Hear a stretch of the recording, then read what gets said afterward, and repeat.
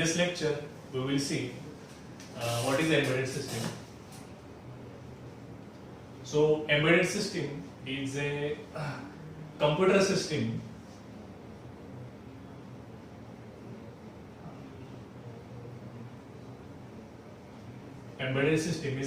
system that consists of hardware,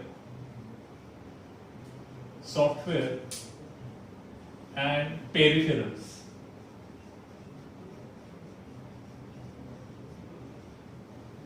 So the embedded system is a computer system that consists of hardware, software and peripheral.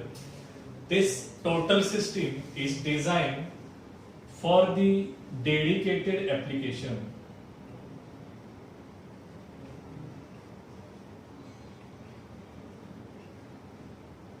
So this system which is designed for dedicated application or particular application is called as embedded system.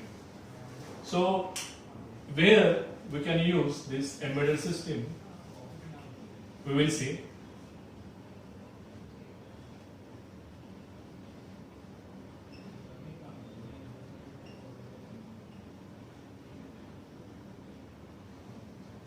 In fact, हमें देखना है कि embedded system का application क्या क्या है. तो first application में बताऊंगा जो है वो टेलीकम्युनिकेशन.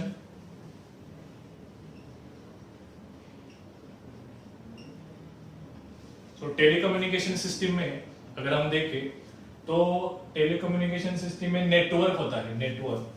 सो नेटवर्क में जो स्विचेस लगते हैं वो स्विचेस में हम एम्बेडेड सिस्टम यूज करते हैं. और एट द टर्मिनल एंड और at the user end we know there are mobile phones. So mobile phone में भी हम एम्बेडेड सिस्टम का यूज करते हैं. देन सेकंड एप्लीकेशन इज से हाउस होल्ड एप्लीकेशन.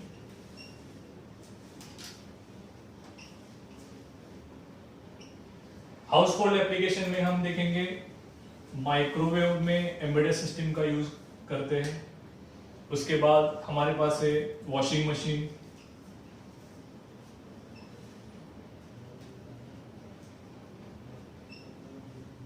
एक्सेट्रा. उसके बाद हमारे पास थर्ड एप्लीकेशन है सो consumer electronics.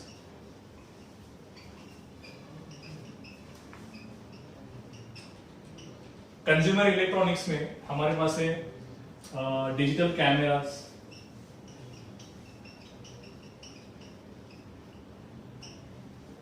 then again we are having some TV applications or TV set-top box.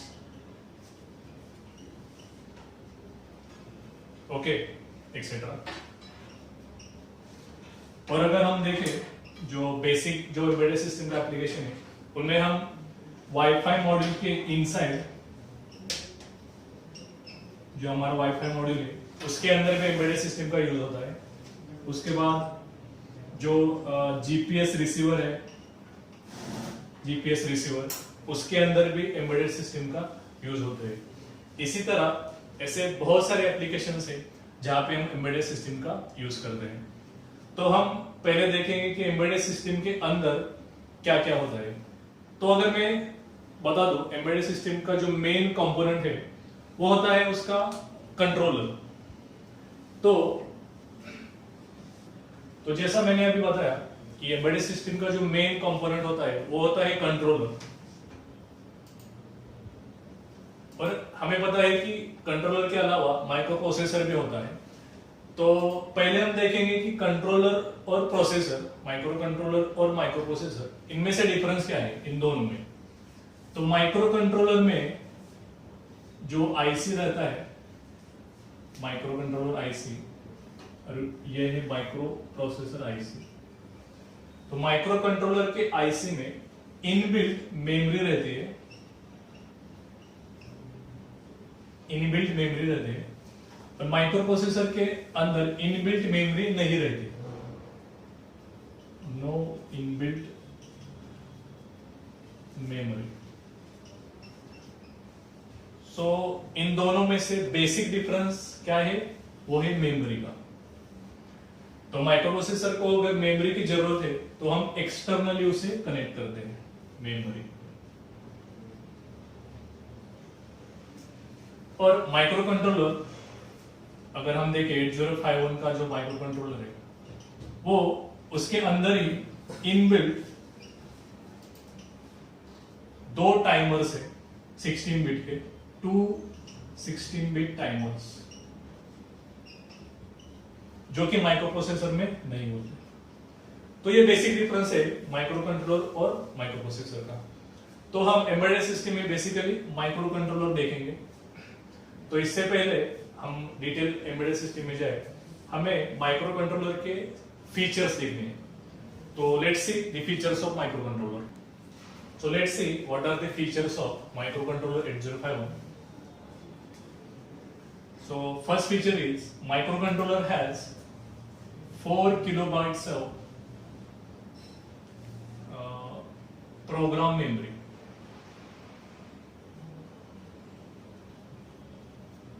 So program memory को हम कोड मेमोरी से भी बोलते हैं।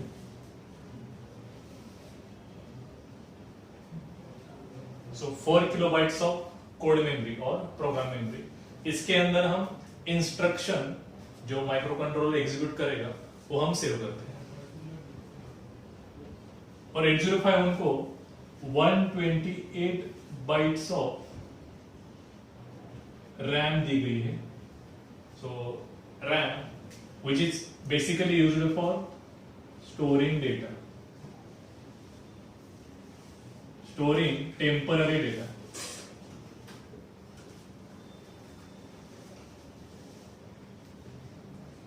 So 4 kilobytes of program memory or code memory, 128 bytes of RAM or data memory.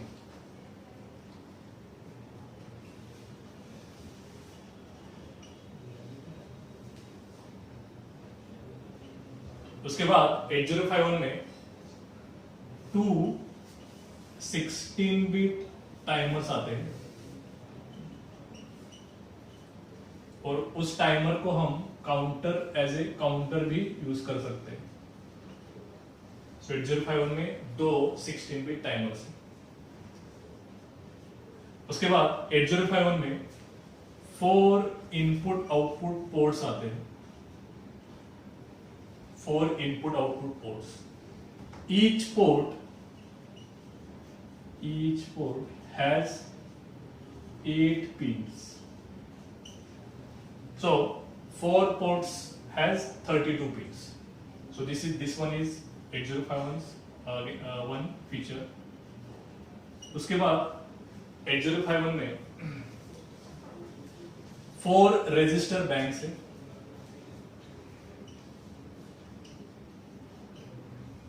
एक register की size होती है 8 बिट की। सो ऐसे 4 रजिस्टर बैंक है 8051 में। उसके बाद 8051 ओके, और उसके बाद 8051 में 32 जनरल पर्पज रजिस्टर्स इंक्लूडिंग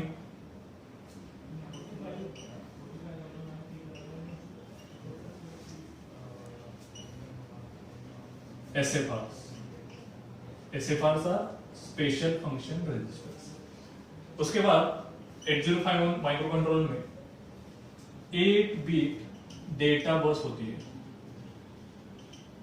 और 16 बिट की एड्रेस बस होती है।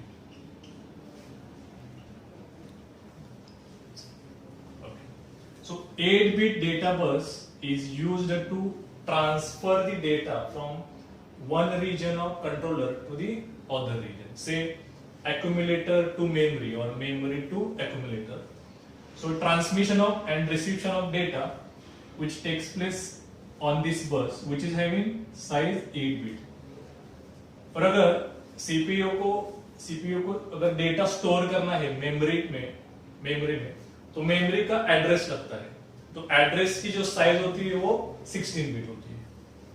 जो एड्रेस मेमोरी सीपीयू को जाएगा वो एड्रेस बस से जाएगा, उसकी साइज कितनी है 16 बिट की। And next feature is 8051 comes with 6 interrupts.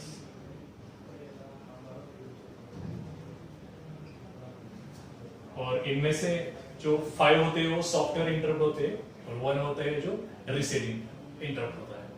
तो ये सारे 8051 के फीचर्स हैं। Again next feature is operating voltage.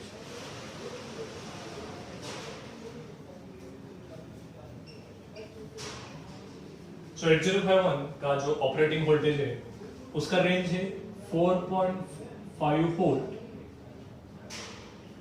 To 5.5 volt और जनरली हम उसको +5 वोल्ट में कनेक्ट करते हैं। सो ये है ऑपरेटिंग वोल्टेज 8051 की। उसके बाद जो हमारे पास 4 इनपुट आउटपुट पोर्ट्स है, 4 इनपुट आउटपुट पोर्ट्स, उनमें से जो एक पोर्ट है वो हम सीरियल कम्युनिकेशन के लिए यूज करते हैं। जो एक पोर्ट है वो serial communication port as use करते हैं।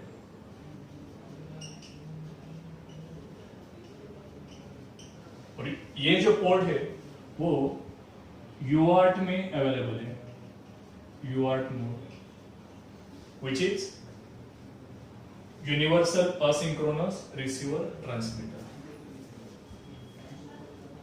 और जो हम 8051 के लिए जो क्लॉक सोर्स प्रोवाइड करते हैं, clock source, with respect to that clock source 8051 perform different operations. So that crystal frequency is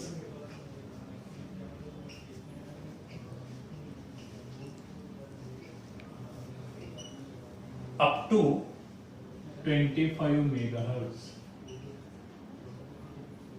So we can connect maximum up to 25 megahertz to 8051 microphone.